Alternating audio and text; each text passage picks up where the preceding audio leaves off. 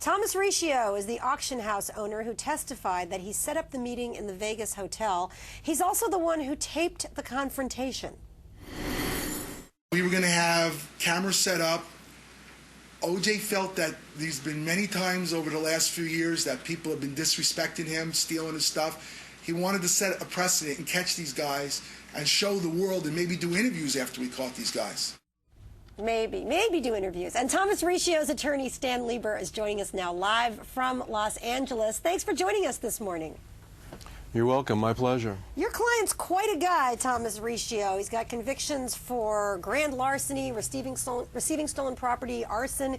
He's a lovable arsonist. I mean, there's something about him that is very appealing when he's testifying on the stand. How long has he been out of prison? Well, he hasn't had any problems for about 10 years. It's over 10 years. That's in his past when he was young, so it is what it is. He had problems, but if you notice, they hardly asked any questions about that when he was on the stand. I don't think it's relevant to anything. He's been a good family man, a good businessman for over 10 years. You don't think a conviction for receiving stolen property is going to be relevant when he testifies at this trial about armed robbery and stolen property? No, I don't think so. Only because, well, not only because, but one of the reasons is that it happened over 10 years ago, and that courts usually hold that is too remote in time. And of course, he's not charged with any crime. If he was a defendant, right, then that might be relevant if it was the same type of thing that he was being charged with. He got immunity, didn't he? Yeah, we worked a deal, and we got him immunity, right.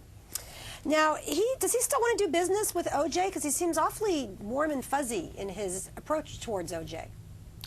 Well, you know, he's a businessman. If there's a way he can make money, he'd like to do it. And although I don't think he wants to do any business with OJ at the present time, OJ still owes him about 200 books that he said he would sign. He never signed. So oh, really? No, I don't think that's going to happen. Now, does Riccio have more tapes that we haven't heard yet? Whatever he had, he turned over. We turned over to the district attorney's office. There are more tapes. How many tapes did he turn over? Well, it's. I think there was one gigantic tape with about 6 files on it that included what occurred at the pool, what occurred at in the room and afterwards. But there are tapes that he had been taping of Mr. Beardsley years before. So those have been turned over too. Whatever he had, he turned over. Does he have any tapes of OJ talking to him or anyone else setting up the heist?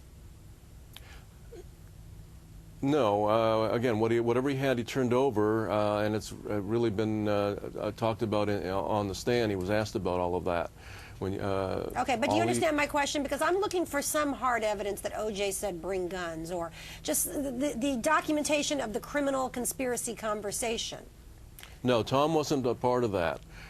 His plan was, along with OJ's, what he told him was that they were just going to go in the room.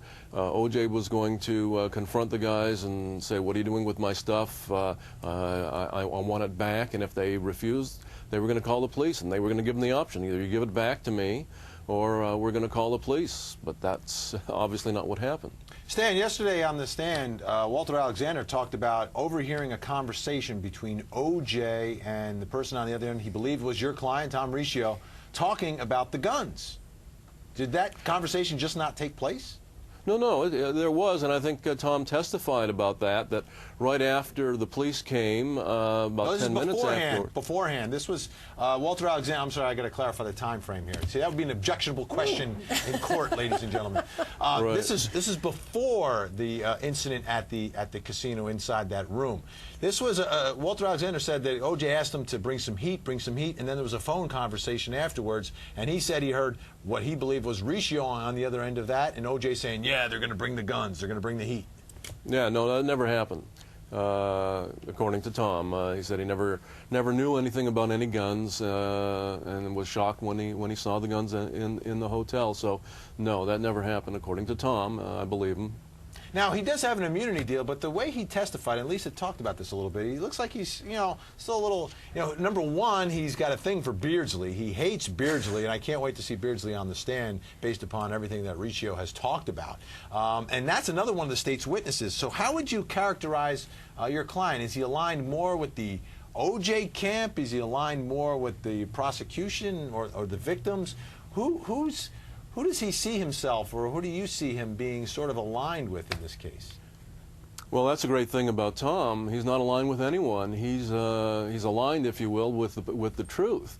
Some of the things he's testified to have helped the prosecution, and some have hurt them. Obviously, when he said that he wasn't aware that O.J. saw the gun, that didn't help the prosecution. When he's attacking other witnesses that the prosecution is going to bring to the stand, such as Beardsley and their credibility, that doesn't help the prosecution. But he's telling the truth, and that's what makes him credible. So he's not aligned with any side at all. And I agree. It would be very interesting when Mr. Beardsley takes the stand, because absolutely. But you make a great point. You make a great point. Lisa, what a great point it is that this guy isn't shading his testimony for one side or the other. You don't know where he really stands, and maybe that does say, hey, maybe he is telling the truth. I disagree. Either telling the truth or not telling the truth at all. I think he's very pro-OJ because he wants to do more, because that's where he can make some more money. He can get those books. He can't make money from OJ. Get in him. line. Try to get paid from OJ. Get in line. He can not getting paid. He wants to get signed books. He worked out a deal He where didn't get 200 already. OJ didn't want to sign the books. He says, you could sign it, that this isn't my book. OJ thought that was a great idea. He wants to get the books. He wants to make money. That's why he made the tapes. He wants to make money. He's very upfront about it. This is a guy who wants to make money. Not necessarily anything wrong with that, but he's very upfront about that, I think, in this case.